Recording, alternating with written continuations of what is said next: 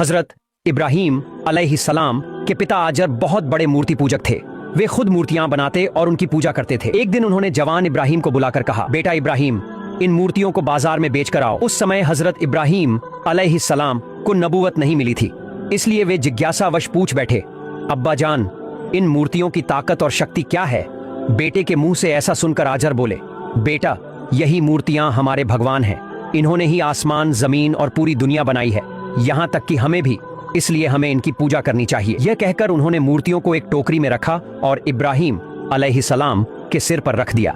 इब्राहिम अलैहिस्सलाम टोकरी लेकर बाजार की ओर निकल पड़े। रास्ते में उन्हें पेशाब करने की जरूरत महसूस हुई तो उन्होंने टोकरी जमीन पर रख दी और चले गए। जब लौटे तो देखा कि मूर्तियों के शरीर गीले हो गए हैं। यह देखकर उन्होंने मूर्तियों से पूछा, क्या बात है, तुम्हारे शरीर गीले क्यों हैं? लेकिन मूर्तियां तो बोल ही नहीं सकती थीं, इसलिए कोई जवाब नहीं आया। तभी उन्होंने देखा कि पास में एक कुत्ता खड़ा था और उसके नीचे से पानी टपक रहा था। यह देखकर हजरत इब्राहिम अलैहिस्सलाम समझ गए कि कुत्ते ने मूर्तियों पर पेशाब कर दिया है। गुस्से में वे चिल्लाए, तुम तो भगवान हो, तुमने आसमान, जमीन और इंसानों को बनाया है, तो फिर इस मामूली कुत्ते से अपना बचाव क्यों नहीं कर सके? जब कुत्ता तुम पर पेशाब कर रहा था तब तुम भागे क्यों नहीं, या कुत्ते को भगाया क्यों नहीं? तुम कैसे भगवान हो जो खुद को भी नहीं बचा सकते? यह कहकर उन्होंने मूर्तियों को टोकरी में डाला, उन्हें नदी में ले जाकर धोया और फिर एक लाइन में खड़ा कर दिया। इसके बाद बोले, अगर तुम सच में भगवान हो तो खुद से बाजार तक चलकर आओ, मैं आगे चलता हूँ, तुम मेरे पीछे पीछे आओ। फिर वे चलने लगे। कुछ कदम बाद पीछे मुड़कर देखा तो मूर्तियां वहीं की वहीं खड़ी थी। तब हजरत इब्राहिम अलैहिस्सलाम और भी गुस्से में आ गए और बोले, तुम किस चीज के भगवान हो? तुमने इतने सुंदर इंसान बनाए हैं, जमीन बनाई है, आसमान बनाया है, तो फिर तुम खुद चल भी नहीं सकते। मैं तुम्हें भगवान कतई नहीं मान सकता। इसके बाद उन्होंने एक रस्सी निकाली और सभी मूर्तियों की कमर में बांध दी। रस्सी का एक सिरा अपने हाथ में पकड़ा और मूर्तियों को घसीटते हुए बाजार की ओर चल पड़े। काफी समय बाद जब वे बाजार पहुंचे तो देखा कि मूर्तियों की हालत बहुत बुरी हो चुकी थी। किसी का हाथ टूट गया था, किसी का पैर और किसी का सिर। फिर भी वे उन्हें बेचने के लिए बैठ गए, लेकिन घंटों बैठने के बावजूद एक भी मूर्ति नहीं बिकी, क्योंकि भला टूटी हुई मूर्तियां कौन खरीदता? आखिरकार हजरत इब्राहिम अलैहिस्सलाम उन मूर्तियों को टोकरी में डालकर घर लौट आए। घर पहुंचने पर उनके पिता आजर ने पूछा, क्या बात है, तुमने तो एक भी मूर्ति नहीं बेची? इब्राहिम अलैहिस्सलाम बोले, अब्बा जान, ये मूर्तियां कैसे बिकती? ये तो सब टूटी हुई हैं और टूटी हुई मूर्तियों को कोई नहीं खरीदता।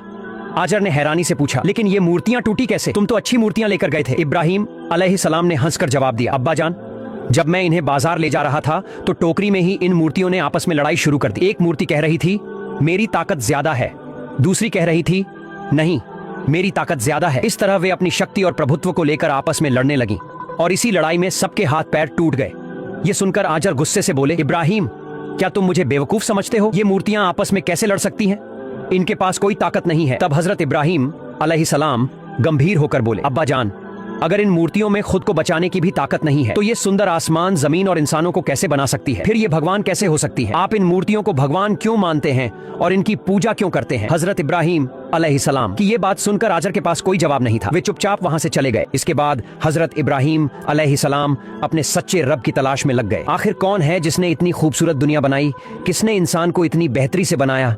वे बेचैन हो गए और सृष्टि के असली रचयिता को खोजने के लिए सोचने लगे। एक दिन गांव के लोग उनके पास आए और बोले, इब्राहिम, हमारे गांव में बहुत बड़ा मेला लगा है, गांव का हर इंसान वहां जा रहा है, तुम्हें भी जाना होगा। हजरत इब्राहिम अलैहिस्सलाम ने शांत स्वर में जवाब दिया, मैं बीमार हूं, इसलिए मैं मेले में नहीं जाऊंगा, तुम लोग जाओ। हालांकि वे शारीरिक रूप से पूरी तरह स्वस्थ थे, लेकिन अपने रब की तलाश में वे अंदर से बेचैन और परेशान थे। गांव वालों ने कहा, ठीक है इब्राहिम, जब तुम मेले में नहीं जा रहे हो तो हमारी इन मूर्तियों की देखभाल करो, हम 3 दिन बाद लौटेंगे। इन दिनों में कोई चोर हमारी मूर्तियों को चुरा न ले, इसलिए तुम इनकी रखवाली करना। यह कहकर गांव के सभी लोग मेले में चले गए। जब पूरा गांव खाली हो गया तो हजरत इब्राहिम अलैहिस्सलाम मूर्तियों के उस घर में दाखिल हुए। वे सोचने लगे, मेरी कौम के लोग इन मूर्तियों को भगवान मानते हैं और इनकी पूजा करते हैं। चलो देखता हूँ, क्या मुझे इस सुंदर दुनिया का सृजनहार यहाँ मिल सकता है? उन्होंने चारों ओर देखा। वहाँ सैकड़ों मूर्तियां थीं, कुछ छोटी, कुछ बड़ी और कुछ इतनी विशाल कि देखकर हजरत इब्राहिम अलैहिस्सलाम हैरान रह गए।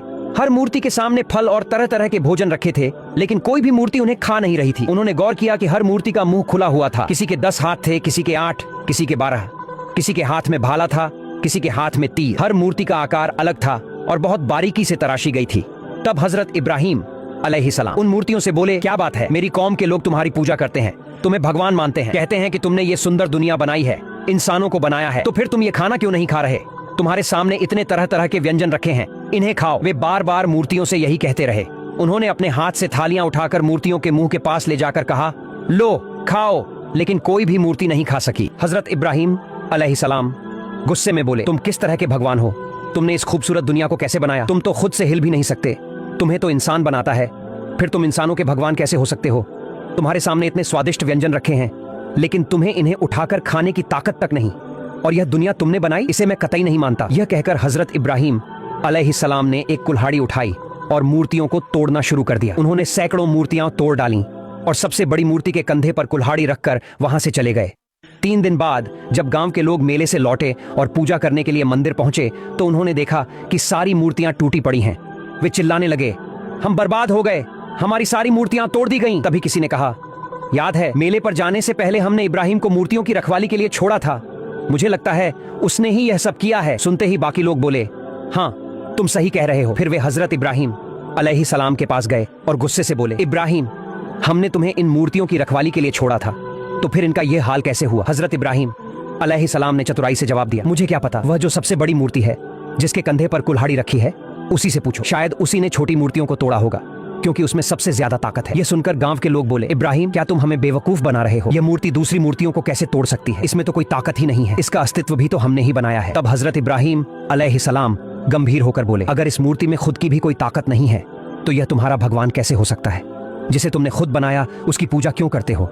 इस मूर्ति के शरीर पर अगर एक मक्खी भी बैठ जाए तो यह उसे हटा तक नहीं सकती, तो फिर ऐसी मूर्ति भगवान कैसे हो सकती है? हजरत इब्राहिम अलैहिस्सलाम की ये बातें सुनकर गांव के लोग समझ गए कि मूर्तियां तो इब्राहिम ने ही तोड़ी हैं, लेकिन उनकी दलीलें इतनी तगड़ी थीं कि किसी के पास कोई जवाब नहीं था। वे सब सिर झुकाकर चुपचाप वहां से चले गए। फिर एक रात हजरत इब्राहिम अलैहिस्सलाम ने आसमान की ओर देखा। वहां बड़े बड़े चमकते तारे नजर आ रहे थे। उन्होंने सोचा, आसमान में ये खूबसूरत और चमकते तारे हैं, जरूर यही मेरे रब होंगे। लेकिन कुछ देर बाद उन्होंने देखा कि तारों से भी बड़ा और ज्यादा चमकदार एक शानदार चांद आसमान में निकल आया। तब उन्होंने कहा, नहीं तारे नहीं, ये चांद मेरा रब होगा, क्योंकि यह उनसे बड़ा और ज्यादा चमकदार है। पर अगले दिन सुबह होते ही वही तारे और चांद सब गायब हो गए। तब हजरत इब्राहिम अलैहिस्सलाम ने सोचा, जो खुद ही डूब जाता है और खत्म हो जाता है वह कभी मेरा रब नहीं हो सकता। फिर कुछ समय बाद सूरज निकला। उन्होंने देखा कि यह चांद और तारों से भी बहुत बड़ा और ज्यादा रोशनी देने वाला है। तब वे बोले, यकीनन यह सूरज ही मेरा खुदा होगा। लेकिन दिन के अंत में सूरज भी डूब गया। तब हजरत इब्राहिम अलैहिस्सलाम ने कहा, नहीं ये सूरज मेरा खुदा नहीं हो सकता। जो चीज खुद डूब जाए और खत्म हो जाए वह मेरा खुदा कैसे हो सकती है? इस तरह हजरत इब्राहिम अलैहिस्सलाम सृष्टि के असली सृजनहार को खोजते रहे। वे बेचैन थे, हर रोज नई चीजों में अपने रब को ढूंढने की कोशिश करते, लेकिन हर बार निराश हो जाते। आखिरकार जब हजरत इब्राहिम अलैहिस्सलाम सही उम्र में पहुंचे तो अल्लाह रब्बुल आलमीन ने उन्हें नबी घोषित कर दिया। फरिश्ता जिब्राइल अलैहिस्सलाम उनके पास आए और संदेश दिया, हे इब्राहिम तुम अल्लाह ताला के नबी और पैगंबर हो। जिस सच्चे धर्म और सच्चे दीन की तलाश तुम कर रहे थे, अल्लाह रब्बुल आलमीन ने वह सच्चा दीन तुम्हें दिया है। वही अल्लाह इस धरती के सृष्टा हैं। इस खूबसूरत दुनिया और इंसानों को अल्लाह ने ही बनाया है। अब तुम्हारी जिम्मेदारी है कि